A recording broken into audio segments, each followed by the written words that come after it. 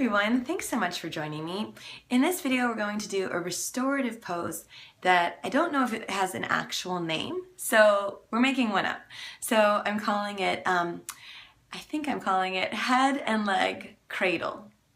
I don't know, it'll be something like that, but it requires a strap, okay, and a pretty long one depending on how tight your hamstrings are, but it might look like torture. When you get in it, it is so amazing. My students adore it, love it once they're in it. Because when I first demonstrate it, I think it looks, if not just odd, kind of scary, okay? Because we're going to be putting a strap around the head and wrapping it around the foot. And what you're creating is traction to be able to release tension in the neck. Not everybody gets a stretch in the hamstring. It depends on if you're able to keep the leg straight or not and still feel supported. Okay, so you want it to be as comfortable as possible, feel as anchored as possible.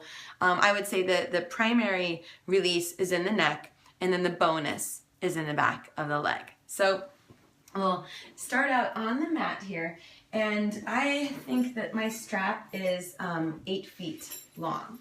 Okay, and yeah, it's 8 feet. Okay, it has a little number there. But you just put this, so I happen to have the one with the D-rings. I prefer that kind of strap. It just comes down to preference. But there's also the kind that buckle, but I never feel as secure in them as with this kind. Okay, not the clippy kind, but this kind of with the D-rings. Anyway, so a couple of things that I've learned over the years is that I want the strap near my right hand so I can adjust it. And I don't want it behind my head at all. So as I put the strap behind my head, and hopefully this is not going to impact my mic here, but I want to be able to manipulate, okay, the tightness of the strap with my right hand. You could do it with your left, but you want to be able to pull toward you because that makes it easier to manipulate the strap. All right, so if you have a ponytail or wear glasses or anything, you'll probably want to take them off, okay, for this, just so I can see. I'm going to, I think, keep them on. So I have one around the ball of the foot. That's really where I prefer to have it, okay? And then around the back of my head, okay? And positioning, okay, because I'm not going to be able to look around too much here, but positioning it in such a way where, for me here, I need to make the strap tighter because I feel like I have to work too much, okay? So I'm going to adjust, I'm going to move the strap so when I tighten it, okay, I have it, there we go. So it feels like there's no work, okay, in the position. As I'm here longer, I'm gonna have to adjust the strap again. Okay, so I'll just shift it, okay, away, and then hold on to one end as I tighten the other, and then adjust it behind my head. Okay, so just little things, and then you can decide, where, the tail, is it gonna bother you? Where do you prefer it to be? But, oh, it feels so good. It looks like it wouldn't, but it seriously does. So I'm active and passive, and I decide. So I'll lay here and just enjoy, and then I'll feel like, okay, I want to be a little bit more, I just want to feel a little bit more back here, a little bit more release. So I'll do this kind of push with the foot and breathe and release.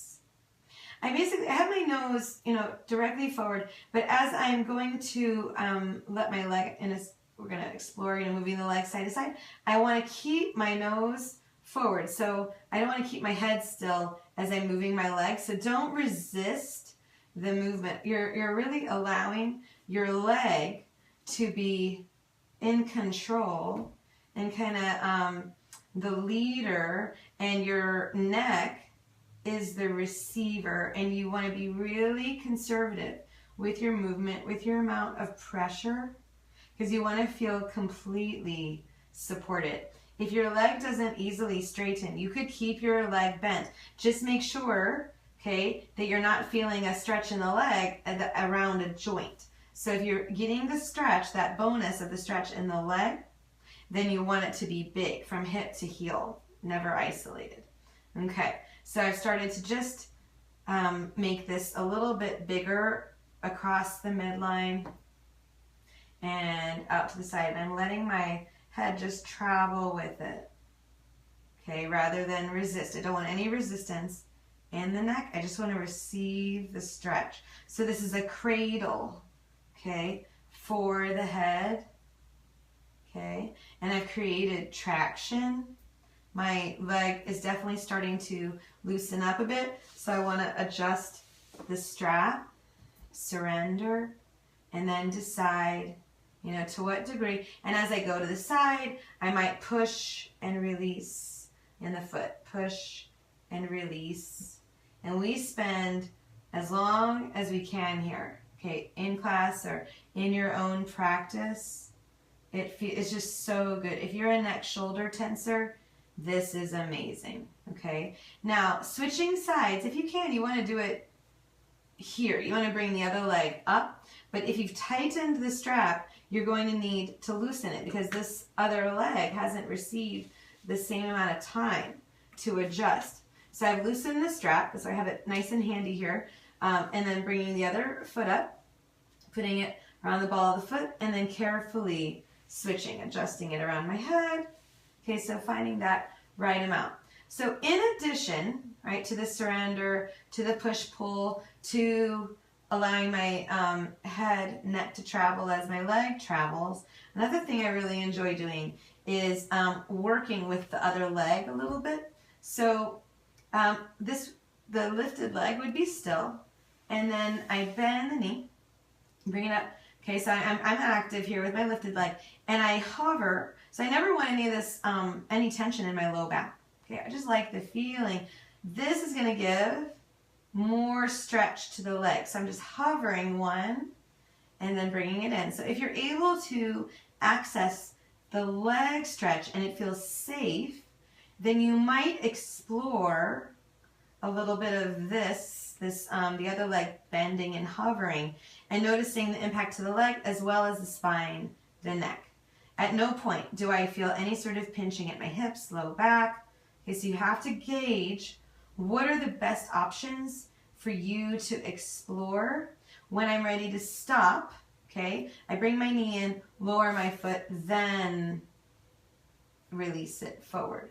Okay, you could have the other leg, so the not lifted leg, you could have it extended. I tend to try to keep it neutral rather than relaxing it out to the side. But again, you need to gauge what feels best for your body today. Okay, last tightening here, but I'm abbreviating how long I would typically stay in this, minutes upon minutes on each side. Okay, it really, this is a cleansing, letting go of the day, releasing tension, sleeping better kind of pose. So I think of it as restorative. It may feel more in the category of yin or deep stretch rather than a total restorative, because we could apply a little bit of work to this where you don't usually work at all in a traditional restorative position, but it's absolutely supported. Okay, and then how I would release is take, hopefully not losing my mic completely, removing it from my head, laying down carefully, and you could bend or have the leg straight, releasing the leg, and then rolling to the side. My mic is about to pop out of my ear. So this is the way I'm going to be ending this video. But I hope that this was helpful, that your neck feels really good. You can check in, that your hamstrings feel really good. Oh my goodness.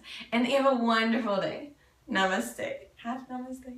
Total namaste. Thank you.